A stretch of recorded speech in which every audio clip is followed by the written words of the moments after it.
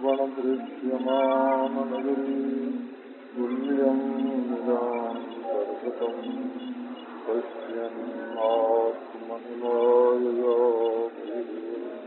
भूतं यथा निद्रया यस्तां कुरुते प्रबोधस्मै स्वात्मानमेवाश्रयम् तस्मै श्रीगुरुरूपे नमः श्रीदक्षिणामूर्तये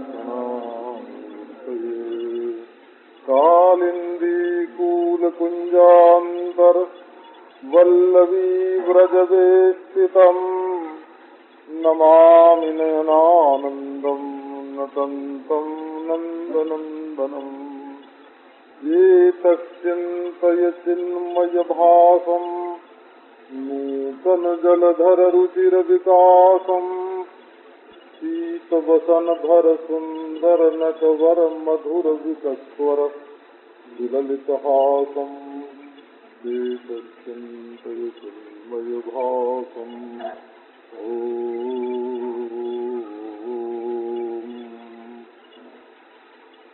देव जी महाराज माता देवहूति से ये प्रसंग सुनाया।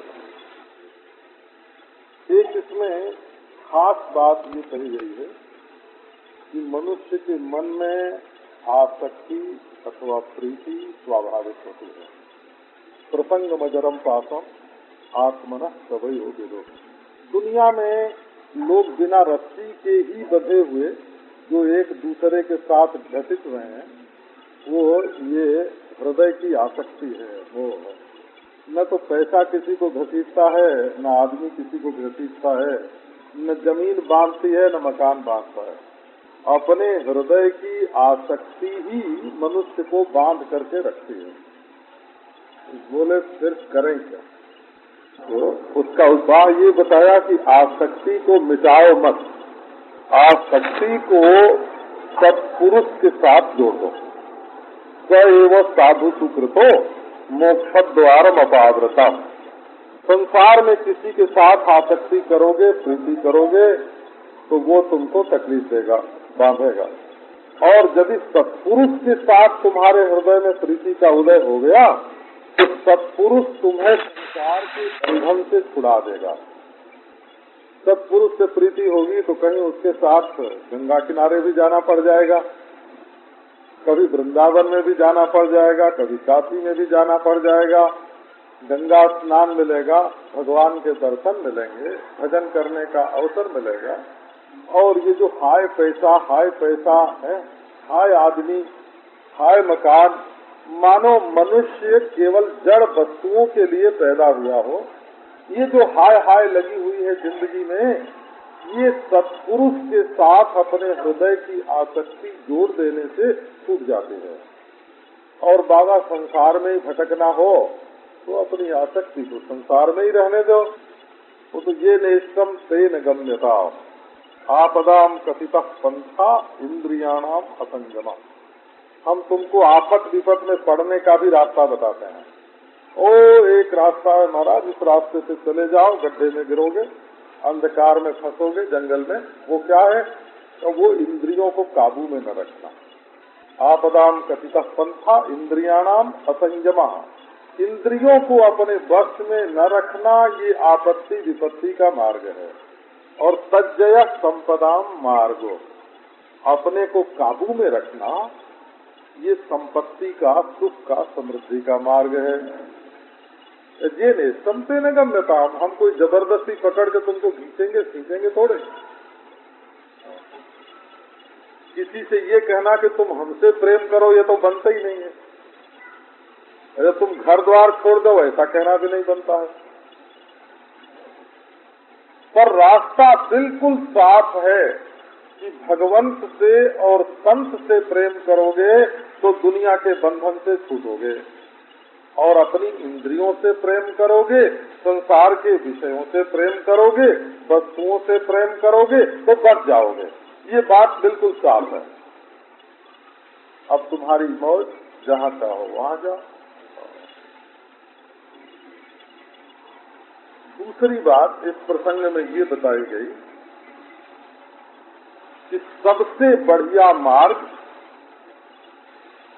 अखिलात्मा भगवान में भक्ति करने का मार्ग है। इसमें भगवान बदल गए हैं, बस ये बात समझ लो। भक्ति तो वही है पर भगवान बदले हुए हैं।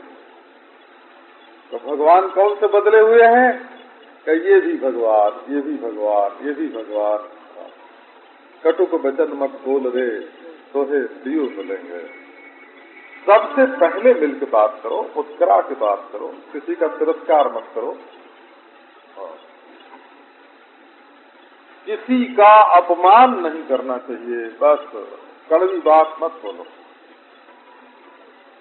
भगवान ने तुमको जहर पिलाने के लिए पैदा नहीं किया है कि तुम लोगों को कड़वाहट की ऊँट जो है वो लोगों के गले के नीचे उतरवाओ। ऐसा प्याला तुमको नहीं बनाया है। तुमको शहद पिलाने के लिए भगवान ने बनाया है। मीठी मीठी, सबको मीठी मीठी चीज दो। अखिलात्मनि का अर्थ ये है कि जो तुम्हारे सामने आवे, जो तुम्हारे संपर्क में आवे, वो मस्त हो जाए कि वाह वाह वाह, इसने हमको सुख दिया, इसने हमको आनंद दिया, तुम्हारा कृतज्ञ होके जाए। ये नहीं समझे कि इनके पास गए तो टेढ़ी नजर से देख लिया, कड़वी बात बोल दी, हमारा अपमान कर दिया है। अब तुम्हारे पास जो होगा वही तो बांटोगे ना। अब देख लो तुम्हारे पास क्या है, अपने घर की कौन सी पूंजी तुम जाहिर कर रहे हो। जब हम काशी में पढ़ते थे तो एक कोई किसी संप्रदाय के आचार्य काशी में आए हुए थे। मैं 12 बरस का था जब की बात है। वो प्रथमा परीक्षा मैंने 12 बरस की उम्र में दी थी, तो खूब याद है। मैंने गुरु जी से पूछा कि जब तक मैं परीक्षा में बैठूंगा तब तक 13वां बरस लग जाएगा, तो फार्म भरने में 12 लिखूं कि 13 लिखूं। हमको याद है ये बात। तो गुरु जी ने अपने हाथ से हमारे फार्म पर 12 वर्ष लिख दिया था। 13 नहीं लिखा हो, 12 लिखा हो। तो ये हमको याद है। तो उस समय एक आचार्य आए थे काशी में, तो वो खूब गाली देते थे। बस जिसकी चर्चा करें उसकी गाली दे। उनको काटना ही आता था, बनाना नहीं आता था। बोले मूर्ति पूजा मत करो, श्राद्ध मत करो, माँ बाप को मत मानो, है ना। बस उनको काट नहीं आता था, काटने। पिछड़े हुए लोगों के रास्ते पर मत चलो, अब नया रास्ता बनाओ, ऐसे बोला करते थे। तो काशी के एक विद्वान ने श्लोक लिखा था, ददतु ददतु गालीर गालीमंतो भवन्तः। जिनके पास धन होता है वो दूसरे को धन देते हैं? जिनके पास कपड़ा होता है वो दूसरे को कपड़ा देते हैं। जिनके पास दवा होती है वो दूसरों को दवा देते हैं। तुम्हारे पास गाली की पूंजी बहुत है महाराज, चाहे जितना दान कर लो, दे लो। तो आदमी के पास जैसी पूंजी इकट्ठी हुई होती है वैसे ही दूसरों को देता है। तो एक बात ये आई कि भाई भक्ति करो। किस भगवान में? अखिलात्मा भगवान। भक्ति को अपने घर में मत बांधो, सबके साथ जोड़ो। जिसके घर में सुगंध होती है तो वो पड़ोसी के घर में भी जाती है। तुम्हारे घर में अगर अगरबत्ती जले तो उसका धुआं खिड़की से निकल के दूसरे के घर में पहुंचना चाहिए। ये तुम्हारी मुंह भी खिड़की है, आंख भी खिड़की है। तुम्हारी खिड़की में से क्या निकलता है? तुम्हारे घर में गंदगी है कि सुगंध है? तुम्हारे घर में शहद है कि कड़वाहट है? तुम्हारे घर में गला सड़ा पदार्थ है कि अच्छा है? अच्छा अच्छा निकालो, अच्छा अच्छा बढ़ेगा तुम्हारे घर में। तो ये बात बताई कि भक्त कैसा होता है। तो ये महाराज 4 माला लेके फेर लेते हैं और थोड़ा चंदन लगा लेते हैं तो समझते हैं कि हमारे जैसा भगतराज कोई नहीं है। 4 अक्षर वेदांत का नहीं आता है, हो व्याख्यान सुन सुन के दूसरों का रट लेते हैं, नोट कर लेते हैं। और फिर साधुओं को सिखाने लगते हैं कि हम तुमसे ज्यादा वेदांत जानते हैं। माने हिमाकत की भी हद होती है। तो साधु का लक्षण क्या है? पहले तो ये है कि सहन शक्ति होनी चाहिए मनुष्य के अंदर। थोड़ी गर्मी सह लो, थोड़ी सर्दी सह लो, अपने अंदर थोड़ी सी सहन शक्ति होनी चाहिए, सहने की ताकत। ये गांव में एक जड़ी होती है, उसको हम लोग छुई मुई बोलते हैं, छुई मुई। संस्कृत में उसका नाम है लज्जावती।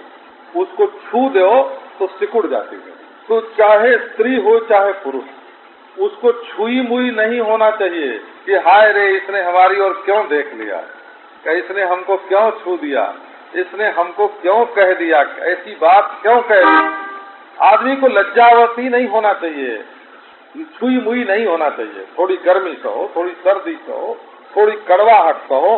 जिसके अंदर सहन शक्ति नहीं, वो आदमी कैसा बोले कि भाई इसमें तो अपने मन को मारना पड़ता है। तो क्या हमेशा तुम्हारे मन का ही होता रहेगा? तुम्हारा भाई हमेशा तुम्हारे ही मन का करेगा, अपने मन का नहीं करेगा? तो तुम्हें सहना पड़ेगा। तुम्हारी बहन, तुम्हारा पिता, तुम्हारी माता, तुम्हारा भाई, तुम्हारी पत्नी क्या हमेशा तुम्हारे मन का ही करेगी? अगर तुम जिंदगी में ऐसा सोचते हो तो अपनी जिंदगी की योजना ठीक नहीं बनाते हो। तुम्हारे जीवन में ऐसे हजार मौके आवेंगे जब लोग तुम्हारे मन के खिलाफ करेंगे, और अगर तुम सह नहीं सकोगे, अगर तुम सह नहीं सकोगे तो तुम्हें दुख के सिवाय और क्या मिलेगा? तो बर्दाश्त करने की आदत जिंदगी में थोड़ी सी होनी चाहिए। साधु के तो होनी चाहिए, गृहस्थ के भी होनी चाहिए। तितिक्षवः, कारुणिका, ये तीनों आधिभौतिक गुण हैं। आधिभौतिक गुण इनको बोलते हैं। मनुष्य के लौकिक जीवन में इनकी जरूरत है, संसार के व्यवहार में इनकी जरूरत है। सहो और कारुणिका, कारुणिका का अर्थ बहुत बढ़िया है। करुणा हमेशा नहीं रहनी चाहिए, कभी कभी आनी चाहिए। संस्कृत में कारुणिक शब्द का अर्थ होता है, ये करुणा गुण जो है वो आगंतुक है, और तितिक्षा गुण भी आगंतुक है। आगंतुक माने ये नहीं कि दिन रात सहते रहना है। जब कोई तकलीफ आ जाए तो जरा हिम्मत करके सह लो। कोई जिंदगी भर थोड़ी सहना है। और तुम दूसरों की सहोगे तो तुम्हारी दूसरे सहेंगे, मेल मिलाप से काम चलेगा। और तुम दूसरों की नहीं सहोगे तो दूसरे तुम्हारी नहीं सहेंगे, तुम्हारी जिंदगी बोझ हो जाएगी। ऐसी कोई सास है जो बहू की सहे बिना घर गृहस्थी निभा ले, और ऐसी कोई बहू है जो सास की सहे बिना घर गृहस्थी निभा ले? वो अलग ही होगी। फिर अगर सास की नहीं सहेगी तो अलग होना पड़ेगा, और बहू की नहीं सहेगी तो सास को अलग जाना पड़ेगा। तो तितिक्षु होना जरूरी है। और पति पत्नी एक दूसरे के नहीं सहेंगे तो वही होगा डाइवोर्स। थोड़ा सह के ही जिंदगी चलती है, बिना सहे जिंदगी नहीं चल सकती। कारुणिका का अर्थ है कि जब कभी किसी दुखी को देखो तो उसके ऊपर करुणा करनी चाहिए।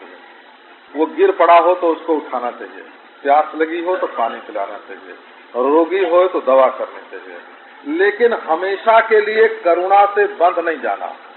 करुणा तात्कालिक गुण है।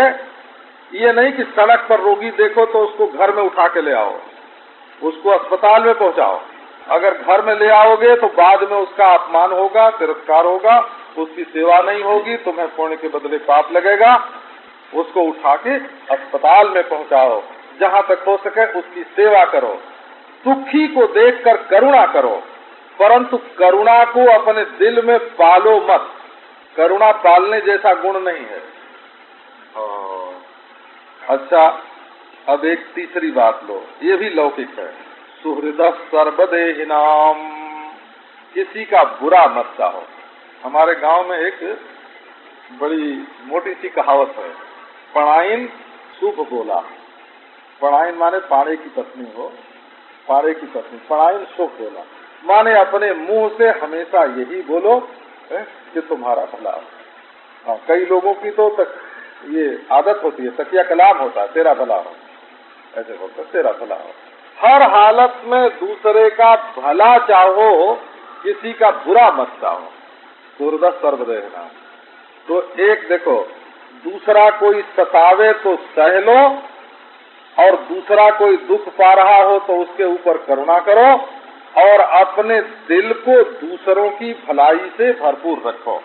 ये 3 गुण अपने जीवन में होने चाहिए। ये लौकिक हैं, व्यवहार में बोला। अब बताते हैं 3 गुण मन में होने चाहिए। वो क्या है? अजात शत्रव शांता साधव साधु भूषणा। एक गुण होना चाहिए अजात शत्रव, माने किसी को अपना दुश्मन समझ करके उसके ऊपर क्रोध मत करो। ये पहली बात है। ये क्रोध आग है। जब आदमी को गुस्सा आता है, हमको जब कभी कभी गुस्सा आता है तो हमारे हाथ पांव कांपने लगते। आप लोगों को ऐसा होता है कि नहीं? तो भगवान जाना, हाथ पांव कांपने लगता है, आवाज अपने काबू में नहीं रहती है। हो अरे ये आप सब लोग हम ही हैं बोला, दूसरे नहीं हैं। जो बात जबान से हम होश हवास में कभी नहीं बोलते वो हम गुस्से में बोलते हैं, है कि नहीं? ये बात, जो बात हम जबान से कभी नहीं बोलते वो गुस्से में बोल देते हैं। तो गुस्सा हमको पागल बना देता है। अच्छा, आप लोग भले कल तक परसों तक आपको गुस्सा ना आवे, लेकिन आवे तो एक अनुभव करना। जिस समय खूब गुस्सा आया हुआ हो, आप शीशे के सामने जाके खड़ा हो जाना और देखना कि ये आपका स्नो और आपका पाउडर और आपका मेकअप किसी काम नहीं आ रहा है। आपका चेहरा बिगड़ जाएगा बिल्कुल। गुस्सा आया और चेहरा तमतमाया, भौं चढ़ी, आंख लाल हुई, और ये जो चेहरा है ना सामने वाला, ये पहले लाल होता है और बाद में काला हो जाता है। गुस्सा करने वाले का चेहरा कभी सुंदर नहीं रह सकता। ब्यूटी हाउस में जाने से तुम्हारा चेहरा ठीक नहीं होगा, मन ठीक रखने से तुम्हारा चेहरा ठीक रहेगा। बोला जैसा मन होता है वैसा तन होता है। ये क्रोध आग है, आग। जिसके दिल में ये क्रोध जगता है उसका चेहरा झुलस जाता है, आंच लग जाती है, वो लाल वो काला हो जाता है, उसका मुंह पिचक जाता है, उसकी आंख टेढ़ी हो जाती है। ये क्रोध जब आता है खून खौलता है। हम आपको भजन करने वालों को एक बात बताते हैं, बोला आप लोग ये नहीं समझना कि हमको दुनिया का अनुभव नहीं है। हमको दुनिया का बहुत बड़ा अनुभव है, बल्कि आप लोगों को तो एक एक घर का एक एक परिवार का अनुभव है, और हमको सैकड़ों हजारों परिवार का अनुभव है। तो ये जो लोग भजन साधन करते हैं, राम राम जपते हैं, कृष्ण कृष्ण जपते हैं, वो 3 महीना साधन करके जो रस पैदा करते हैं अपने शरीर में, भजन करने से एक रस पैदा होता है। बोला उसको आप लोग नहीं जानते, हम चेहरा देखते ही बता सकते हैं बोला कि कौन आदमी भजन करता है कौन नहीं करता है। हम चेहरा देख के जानते हैं कि ये ध्यान करके आया है कि भोग करके आया है, हम देखते पहचान लेंगे। बोला वर्ण प्रसादः स्वर सौष्ठवम च। भजन करने से क्या होता है? लघुत्वम आरोग्यम अलोलुपत्वम वर्ण प्रसादः स्वर सौष्ठवम च।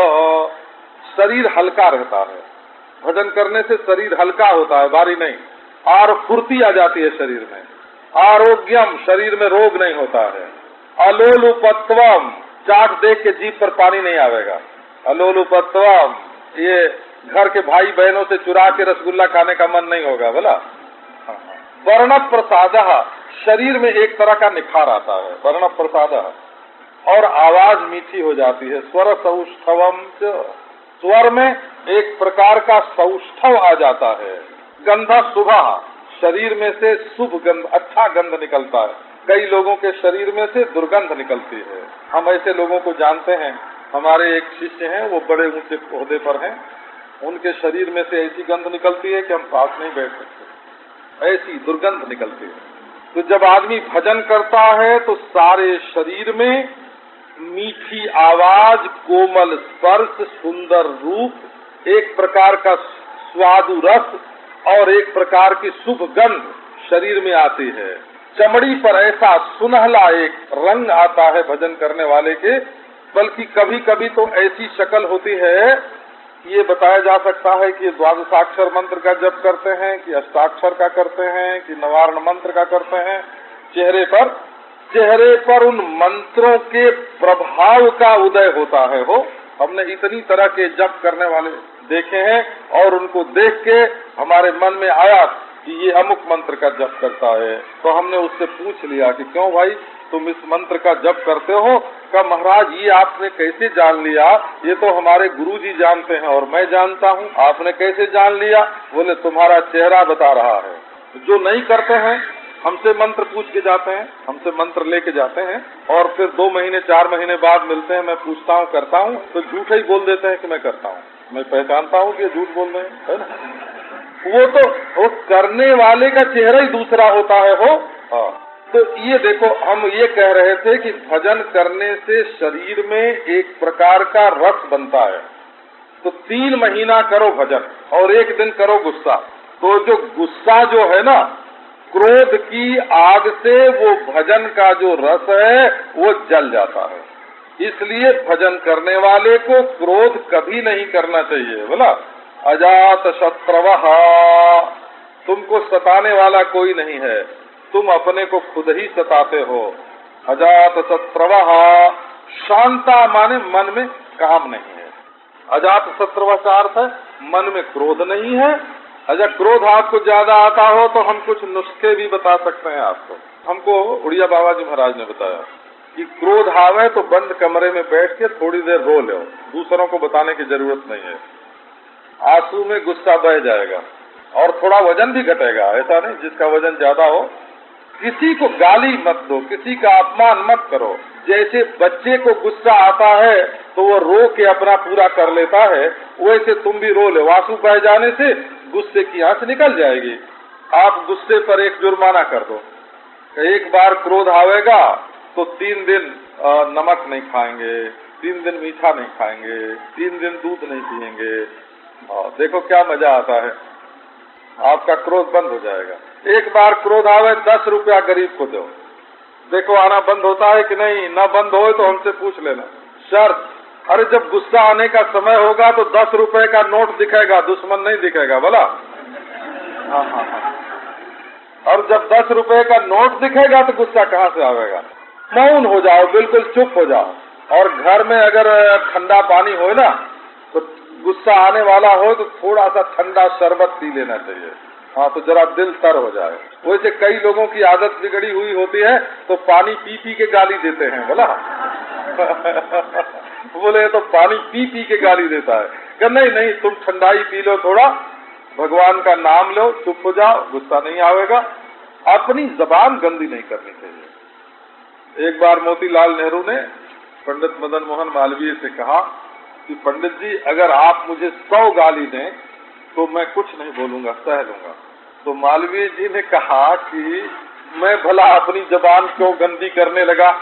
तुम तो सह लोगे, तुम्हारे कान तो पक्के हैं, सह लेंगे, लेकिन मेरी जबान जो गंदी होगी उसका क्या जवाब है? बोलने वाले की जबान भी तो गंदी होती है। अब अजात शत्रवः, शांता का अर्थ है काम, शांति रखो मन में। काम की झंझा, काम का तूफान नहीं आना चाहिए। जब मन में क्रोध आता है तब आग लगती है, और जब काम आता है तब आंधी चलती है, और जब लोभ आता है तब बाढ़ आ जाती है, वो बाढ़ में डूबने लगते हैं। कफ प्रधान लोभ होता है, पित्त प्रधान क्रोध होता है, और वातक प्रधान काम होता है। शंकराचार्य भगवान ने इनका बड़ा बढ़िया निर्णय लिखा हुआ है। बोला सर्व दर्शन सिद्धांत, सर्व दर्शन सिद्धांत संग्रह में उन्होंने बताया कि जब मनुष्य को पित्त बढ़ता है तब क्रोध आता है, और जब कफ बढ़ता है तब लोभ आता है, और जब नारायण वात बढ़ता है, वायु रोग बढ़ता है, तब काम की, ये रात में या दोपहर के बाद, ये काम का समय, वायु वृद्धि का जो समय है वो काम का समय है। लोग व्याकुल हो जाते हैं कामना से, ऊपर से जबान से बोलते हैं कि नहीं नहीं हमको कुछ नहीं चाहिए, कुछ नहीं चाहिए, लेकिन जो भीतर बैठा हुआ काम होता है वो जाग जाता है। परमहंस रामकृष्ण को एक बार लोग ले गए वेश्या के घर में कि इनके मन में काम आवे है, इसके लिए। बोले भला इसकी क्या जरूरत थी? कि जरूरत ये थी कि वो अपनी पत्नी से कोई काम चेष्टा नहीं करते थे, शांत रहते थे। तो वेश्या के घर में लोग ले गए। अब उसने नृत्य किया, गान किया, कुचेष्टा की। उन्होंने दोनों हाथ उठाया और बोले माँ माँ माँ और समाधि लगती। 3 दिन वेश्या के घर में परमहंस रामकृष्ण समाधिस्थ रहे। माँ की भावना आते ही काम की निवृत्ति हो जाती है। अच्छा, जरा जाम हटा के देख लेना, मन से ऊपर का जो चमड़ी है ना, इसको हटा के देखो, भीतर क्या है? खून है, पीप है, हड्डी है, मांस है, विष्ठा है, मूत्र है, अतड़ियां है, क्या काम होगा? भगवान के सुंदरता का ध्यान करो। उतना सुंदर सृष्टि में और कौन है? वो मुरली मनोहर पीताम्बरधारी श्याम सुंदर नारायण। श्री रंगम में एक बार श्री रामानुजाचार्य जी महाराज गए, देखा एक सज्जन वेश्या को छाता लगाए, उसका मुंह देखते पीछे की ओर चल रहे। उन्होंने बुलाया, क्या बात है? ये बड़ी सुंदर है। बोले हम और सुंदर दिखाते हैं। और वो भगवान की झांकी उनको दिखाई कि संसार का सौंदर्य भूल गया और हमेशा के लिए वे भक्त हो गए। उनका नाम धनुर्दास हुआ। बोला धनुर्दास रामानुज संप्रदाय में वो बड़े प्रसिद्ध भक्त हुए हैं। अच्छा, और साधव साधु भूषणा, देखो जो बने सो दूसरे को दो, लेकिन अपने मन में लोभ मत रखो। ये मत कहो कि चाहे हम जो कुछ करेंगे और चोरी करेंगे, बेईमानी करेंगे, ब्लैक करेंगे, लोभ को भी कलेजे में रखेंगे और भगवान को भी रखेंगे, भक्ति को भी रखेंगे। नहीं हो सकती ये बात। जिन्होंने संसार की वस्तु को अपने दिल में बसा रखा है, उनके हृदय में भक्ति नहीं आ सकती। बोला साधु भूषणा, सद्गुणों को अपना भूषण बनाओ, हीरा मोती को अपना आभूषण मत बनाओ। हीरे मोती से तुम्हारा श्रृंगार नहीं होगा, तुम्हारा श्रृंगार होगा तो तब कि जब तुम किसी की बेईमानी नहीं करोगे, जब किसी की चोरी नहीं करोगे, जब किसी के धन पर बुरी नजर नहीं रखोगे, जब तुम्हारा लोभ कम होगा, तब तुम्हारे अंदर सद्गुण का निवास होगा। ये मनुष्य के जीवन में आवश्यक है। मयि अनन्येन भावेनो भक्तिम कुर्वन्ति ये दृढ़ाम। देखो ये दुनिया में ऐसी बात है कि मनी राम जरा बदलते रहते हैं। हो एक सज्जन थे तो उनको कोई इष्ट का ही निश्चय नहीं होता था कि मैं किनका भजन करें, राम का कि कृष्ण का कि शिव का कि नारायण का। ये भी न हो कि गुरु किसको बनावे, गुरु बनाए बिना तो इष्ट का निश्चय होगा ही नहीं। अपने मन से करोगे तो मन तुम्हारा बदल जाएगा। ये भी निश्चय न हो कि मंत्र कौन जपे। तो मैंने उनसे कहा कि ये क्या जिंदगी भर तुम वरमाला को अपने हाथ ही में रखोगे कि किसको पहनावे किसको पहनावे? यही है ना, यही वरमाला की बात यही है कि वरमाला लेके खड़े हो गए, कोई रास्ते में निकले तो हम उसको पहना दें। पर जिंदगी में खड़े ही रहोगे, एक तो तय करो बाबा। और वर का चुनाव एक बार होता है। देखो हम ये बात आपसे कह रहे हैं कि एक बार आप भगवान से प्रेम कर लो और उनको अपना स्वामी मान लो। और विवाह तो रजिस्ट्री से होता है ना। और रजिस्ट्री क्यों करवाते हैं? इसीलिए करवाते हैं ना कि बीच में कोई धोखा न दे, छोड़ न दे। अच्छा, या 150 आदमी को इकट्ठा करके आग जला के होम करवा के ब्राह्मण से मंत्र पढ़वा के क्यों करते हैं? भाई सबको मालूम रहेगा, ब्राह्मण को अग्नि धर्म का साक्षी रहेगा तो छोड़ेंगे नहीं। ऐसे ही आप एक इष्ट अपने जीवन में गुरु को साक्षी बनाकर, देवता को साक्षी बनाकर ऐसा एक अपना इष्ट बनाओ कि मन की गड़बड़ी होने पर भी उसको छोड़ो मत। और अपने मन से बनाओगे तो आप जानते हो बरस भर में 3-4 लड़के तक पसंद आ जाते हैं और 3-4 लड़की तक पसंद आ जाते हैं। हाँ, 2 महीना उनके पीछे घूमे, 2 महीना उनके पीछे घूमे, ऐसे जिंदगी नहीं चलती है। इसके लिए अपने को एक के साथ जोड़ना पड़ता है। जैसे लोक में है वैसे ही भगवान के धाम में है। बोला ये नहीं कि मनी राम कभी इधर गए कभी उधर गए। एक में निष्ठा होनी चाहिए, भाव अनन्य होना चाहिए, अनन्य। और भक्ति ऐसी दृढ़ होनी चाहिए कि टूटे नहीं। और भगवान के लिए दूसरे कर्म छोड़ना पड़े तो छोड़ दो, दूसरे मित्रों को छोड़ना पड़े तो छोड़ दो। अपने को सुमार्ग में चलना है, दुनिया में इधर उधर भटकना नहीं है। अब एक और भक्त का लक्षण बताते हैं। मदाश्रया कथा मृष्टाः शृण्वन्ति कथयन्ति च कथन्ति विविधास्तापात् नैतान् मदगत चेतसः। बोले देखो भाई, जिसकी चर्चा सुनते हैं ना भगवान के बारे में, एक बड़ी विचित्र बात है। दुनिया में किसी से प्रेम करना हो तो आंख से देख के पसंद करके उससे प्रेम कर सकते हैं, दुनिया में ये बात है। पर भगवान कहाँ देखने को मिलेंगे? बोले फोटो तो लोगों ने भगवान की बहुत बढ़िया बढ़िया बनाई है, पर एक तरह की न होने से उसमें शंका होती है, तो तरह तरह की फोटो बना देते। कोई कहेगा 4 हाथ के हैं तो कोई कहेगा 2 हाथ के हैं। अब लड़की के मन में शंका नहीं होगी कि ये दोनों कहीं गप न हाँक रहे हों, क्योंकि दोनों एक तरह का नहीं बोलते हैं, 2 तरह का बोलते हैं। एक बोलेगा काला है तो दूसरा कहेगा गोरा है।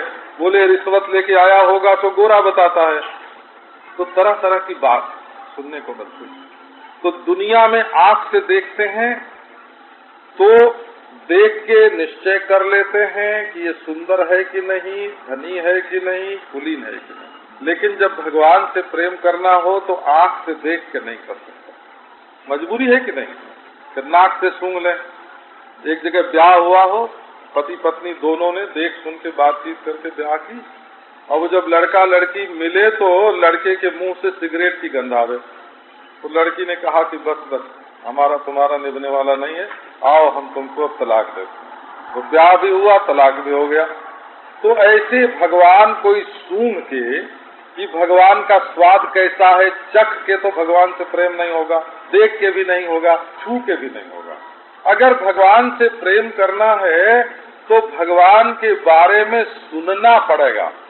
जो लोग कहते हैं कि सुनने की जरूरत नहीं है, वो तुमको संसार में लगाते हैं। भक्त को ये बात समझनी चाहिए, एकांत में भगवान का प्रेम नहीं बढ़ता है।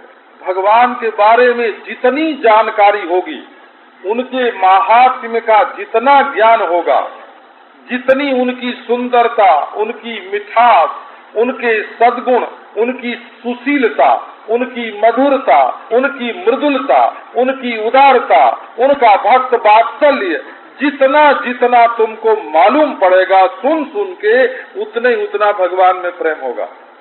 तो भक्त की ये पहचान है कि वो भगवान के बारे में बड़ी उज्ज्वल निर्मल कथा सुनते हैं और उनकी कथा करते हैं। श्रृण्वन्ति कथयन्ति च।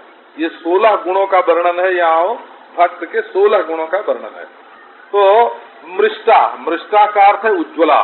श्री वल्लभाचार्य जी महाराज ने मृष्टा पद का अर्थ किया है, भक्त लोग उसको निर्मल बना देते हैं, माज देते हैं। माज क्या देते हैं? एक ने कहा कि अरे कैसे भगवान गोपियों का वस्त्र चुराने के लिए चले गए, क्या भगवान है? तो भक्त ने कहा कि भाई बिना आभरण भंग हुए, पर्दा मिटे बिना मिलना होता है, करण भंग हुए बिना तो नहीं होता है ना है? तो जीव और ईश्वर का मिलन भी बिना पर्दा टूटे कैसे होगा? उसके लिए पर्दा हटाना पड़ेगा। दुनिया में भी जो मित्र में पर्दा रहेगा तो मैत्री नहीं बनेगी, पति पत्नी में पर्दा रहेगा तो दाम्पत्य रस नहीं आवेगा। अच्छा, माँ और बेटे में ही पर्दा रहे तो दूध पीने को मिलेगा? माँ के स्तन का दूध बच्चे को नहीं मिल सकता अगर पर्दा रहे। तो पर्दा तो सखा सखा में भी विघ्न है, माता पुत्र में भी विघ्न है, पति पत्नी में भी विघ्न है। तो पर्दा तो एक बार फाड़ना पड़ता है ना। देखो, चीरहरण की लीला का क्या अर्थ है कि गोपी और भगवान के बीच में कोई अपनी वासना का, संस्कार का, अज्ञान का पर्दा नहीं है। मृष्ट हो गई माने जैसे उबटन से मीज के शरीर का मल छुड़ा देते हैं, वैसे कथा में जो मैल मालूम पड़ती थी भक्त ने उसको साफ कर दिया, बिल्कुल अलग कर दिया। तो सुनने में भी मजा आता है और कहने में भी मजा आता है। एक भक्त की और विशेषता है, दुनिया के लोग दुखी हैं, बिल्कुल वो माने चाहे न माने बड़े ही बन ठन के आते हैं महाराज।